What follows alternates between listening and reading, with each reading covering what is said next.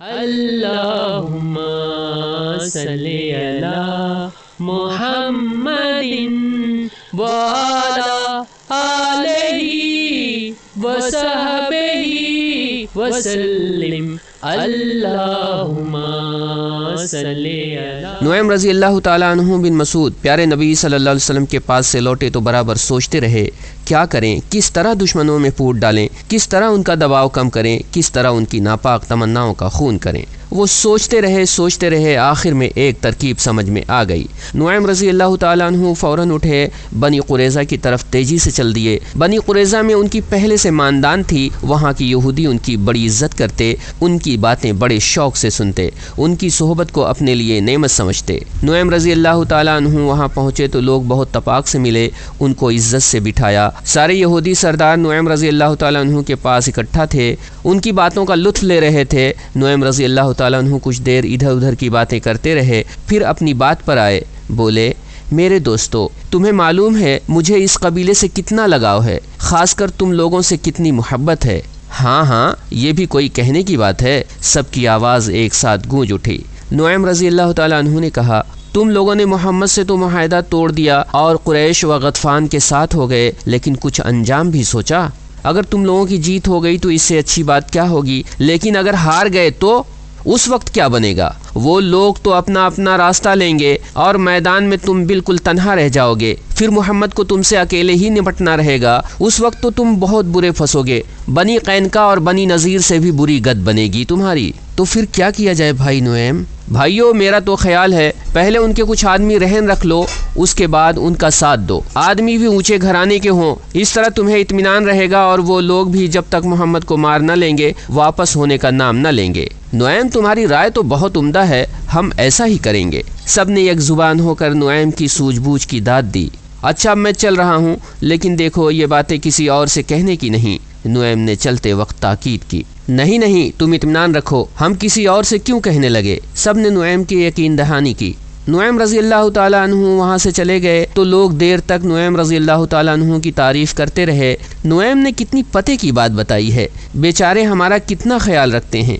بنی قریظہ سے رخصت ہو کر نعیم رضی اللہ تعالیٰ عنہ ابو سفیان کے پاس پہنچے، وہاں قریش کے دوسرے بہت سے سردار بھی موجود تھے۔ نعیم رضی اللہ تعالیٰ عنہ نے کہا بھائیو تم سے مجھے کتنی محبت ہے یہ بتانے کی بات نہیں، مجھے ایک بات معلوم ہوئی ہے، اس سے تم کو آگاہ کر دینا میں ضروری سمجھتا ہوں تاکہ تم لوگ چوکنے ہو جاؤ۔ بھائی نعیم وہ کیا بات ہے؟ سارے لوگ ایک ساتھ بول پڑے، ہر ایک کے ماتھے پر تشویش کی شکن نمایاں تھی۔ پیارے بھائیو مجھے معاف کرنا، میں بہت بری خبر لایا ہوں تمہارے لیے۔ مجھ کو پتہ چلا ہے بنی قریظہ محمد سے معاہدہ توڑ کر پچھتا رہے ہیں، اب وہ ہر صورت سے اسے منانے کے چکر میں ہیں۔ ہمیں یہ بھی اطلاع ملی ہے کہ وہ قبیلہ بنی نذیر کو دوبارہ مدینے بلانا چاہتے ہیں، اس کے لیے انہوں نے محمد سے یہ سودا کیا ہے کہ اس موقع پر وہ قریش و غطفان کے 70 چنے ہوئے جاباز سپاہی ان کے حوالے کریں گے کہ وہ ان سب کے سر قلم کر دیں۔ ان کے درمیان یہ بھی طے پایا ہے کہ وہ آپس میں ایک متحدہ محاذ بنا کر قریش کا مقابلہ کریں گے۔ تو دیکھو بھائیو ہوشیار رہنا، اگر وہ کسی بہانے سے آدمی مانگے تو بھول کر ایسی غلطی نہ کرنا۔ یہ کہہ کر نعیم چل دیے۔ قریش سرداروں نے ان کا بہت بہت شکریہ ادا کیا۔ وہاں سے نعیم غطفان کے پاس پہنچے، یہاں بھی وہی باتیں کی جو قریش سے کر آئے تھے۔ نعیم رضی اللہ تعالیٰ عنہ کی ان باتوں سے قریش و غطفان کے لوگ سخت الجھن میں پڑ گئے۔ اسی وقت ان کے سارے سردار اکٹھا ہوئے اور سوچنے لگے بنی قریظہ کے بارے میں کیا کیا جائے۔ لوگوں نے مختلف رائیں دیں، آخر میں طے ہوا دونوں قبیلوں کے کچھ سردار جائیں، ان سے کہیں بھائیو ہمیں یہاں آئے ہوئے بہت دن ہو گئے، اس سے زیادہ یہاں ٹھہرنا ہمارے لیے ممکن نہیں، اب فیصلہ ہو جانا چاہیے، جتنی جلدی ہو سکے تم لوگ بھی آ کر مل جاؤ، سب مل کر ایک ساتھ مسلمانوں پر زبردست حملہ کر دیں۔ قریش و غطفان کا وفد بنی قریظہ کے پاس پہنچا، ان سے یہ باتیں کہیں۔ بنی قریظہ نے کہا کل تو سنیچر ہے، سنیچر کے دن ہم لڑائی بھڑائی نہیں کر سکتے، کوئی دوسرا دن رکھ لو۔ ہاں ایک بات اور ہے، ہم تمہارا اسی وقت ساتھ دیں گے جب تم ہمارے پاس کچھ آدمی رہن رکھو، تاکہ ہمیں اطمینان رہے کہ اگر محمد کا پلہ بھاری ہوا تو ہم کو چھوڑ کر بھاگو گے نہیں۔ قریش و غطفان کو اب نعیم رضی اللہ تعالیٰ عنہ کی باتوں میں ذرا بھی شبہ نہ رہا، انہیں یقین ہو گیا بنی قریظہ کی نیت سچ مچ خراب ہے۔ ادھر ان لوگوں نے اپنے آدمی رہن رکھنے سے انکار کیا تو بنی قریظہ کو بھی نعیم رضی اللہ تعالیٰ عنہ کی باتوں میں کوئی شک نہ رہا۔ اس طرح دونوں میں پھوٹ پڑ گئی اور اتنی بڑی طاقت سے بیرونی دشمن محروم ہو گئے۔ جوں جوں دن گزر رہے تھے دشمن ہمت ہارتے جا رہے تھے۔ 10,000 فوجیوں کو کھانا پہنچانا آسان کام نہ تھا، پھر ان میں پھوٹ بھی پڑتی جا رہی تھی، تیزی سے ان کا میل ملاپ ختم ہو رہا تھا، سردی کا موسم بھی تھا، کھلے میدان میں ان کے جسم کٹے جا رہے تھے۔ خدا کا کرنا انہی دنوں ایک رات تیز آندھی اٹھی، زوروں کی بارش شروع ہوئی، کچھ ہی دیر میں موسم بدل گیا۔ بادل کی گرج، بجلی کی کڑک، زن زن ہواؤں کے تیز جھونکے، دشمنوں کے کلیجے پھٹے جا رہے تھے۔ وہ بے تحاشا اپنے خیموں کی طرف بھاگے، لیکن ہواؤں کو ذرا بھی رحم نہ آیا، وہ تیز ہوتی گئیں، ان کی خوفناکی بڑھتی گئی، ان کی زن زن کی آواز سے دل بیٹھتے جا رہے تھے، خیموں کی رسیاں اکھڑ اکھڑ گئیں، سارے ساز و سامان بکھر گئے، کھانے کی دیگیں چولہوں پر الٹ الٹ گئیں۔ پھر ہوائیں بھی تنہا نہ تھیں، ساتھ میں ریت اور کنکریوں کا عذاب بھی تھا۔ دشمنوں کی آنکھیں پھٹ گئیں، کوئی کسی کو دیکھتا نہ تھا، ان کے دل کپ کپا اٹھے، بد حواس ہو کر چیخنے لگے، ہائے تباہی، ہائے بربادی۔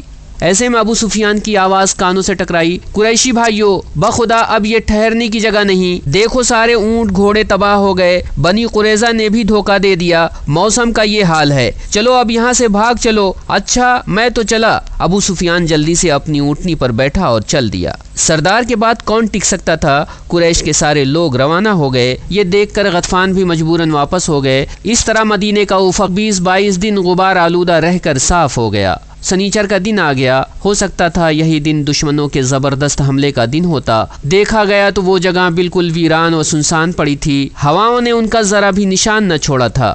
وَرَدَّ اللَّهُ الَّذِينَ كَفَرُوا بِغَيْظِهِمْ لَمْ يَنَالُوا خَيْرًا وَكَفَى اللَّهُ الْمُؤْمِنِينَ الْقِتَالَ، اور خدا نے کافروں کو غصے سے بھرا ہوا لوٹا دیا، ان کے ہاتھ کچھ بھی نہ آیا اور مسلمانوں سے لڑنے کی نوبت نہ آنے دی۔ پیارے نبی صلی اللہ علیہ وسلم اب مدینے شہر واپس ہو گئے۔ آپ صلی اللہ علیہ وسلم نے ساتھیوں سے فرمایا، اب قریش تم سے کبھی لڑنے نہ آئیں گے، اب تم ان سے لڑنے جاؤ گے۔ مدینے آ کر آپ صلی اللہ علیہ وسلم نے حضرت عائشہ رضی اللہ تعالی عنہا کے گھر میں غسل فرمایا، خوشبو استعمال کی، پھر لوگوں کے ساتھ ظہر کی نماز ادا فرمائی۔ ابھی نماز سے فارغ ہی ہوئے تھے کہ حضرت جبرائیل علیہ السلام آ گئے۔ انہوں نے فرمایا، میں دیکھ رہا ہوں آپ صلی اللہ علیہ وسلم نے اپنی زرہ اتار دی، حالانکہ فرشتوں نے ابھی تک اپنی زرہیں نہیں اتاری ہیں، ہم مشرکین کو ہمراہ الاسد تک کھدیڑ کر چلے آ رہے ہیں، اور اب باری ہے بنی قریظہ کی، آج ہی چل کر ان کی خبر لینی ہے۔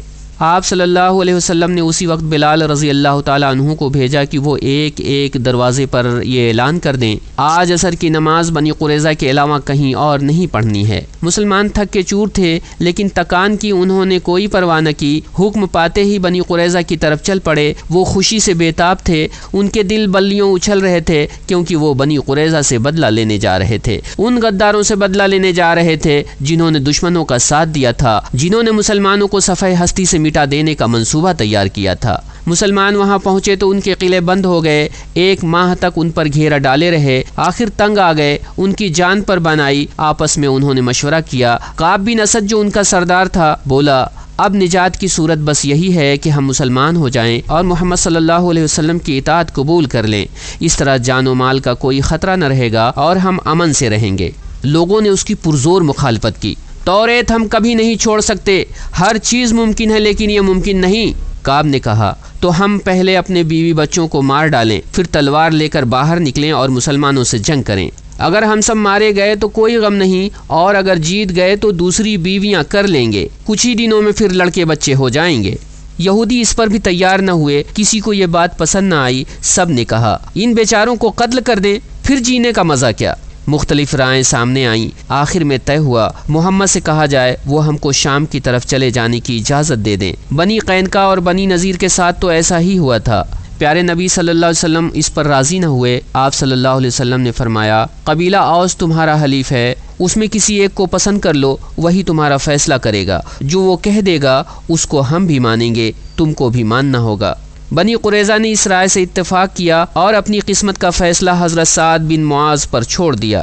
بنی قریظہ نے تو حضرت سعد رضی اللہ تعالیٰ عنہ کا نام لیا تھا یہ سمجھ کر کہ وہ رواداری سے کام لیں گے، وہ ماضی کے تعلقات کا خیال کریں گے، وہ ان کے بارے میں کوئی سخت فیصلہ نہیں کریں گے، مگر حضرت سعد رضی اللہ تعالیٰ عنہ کی سوچ اس سے بالکل مختلف تھی۔ انہوں نے جب سنا فیصلہ انہی کو کرنا ہے تو بے ساختہ ان کی زبان سے نکلا، سعد کے لیے وقت آ گیا ہے کہ وہ اللہ کے سلسلے میں کسی ملامت کرنے والے کی ملامت کی پرواہ نہ کرے۔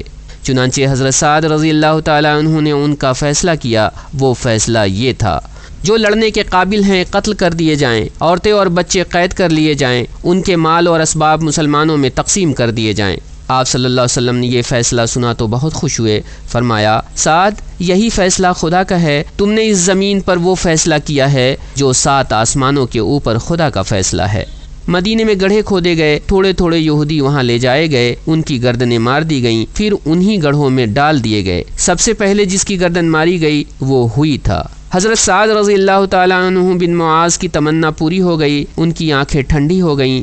بنی قریظہ کا برا انجام انہوں نے دیکھ لیا، پھر وہ زیادہ نہ ٹھہرے۔ غزوہ خندق کے دوران جو ان کے ہاتھ میں تیر لگا تھا وہی زخم ہرا ہو گیا، اس سے خون کا فوارہ جاری ہو گیا، اور پھر اسی زخم سے ان کو شہادت نصیب ہوئی۔ صلی علی محمد اللہم صلی علی محمد وعلی آلہ وصحبہ وسلم اللہم صلی علی محمد اللہم صلی علی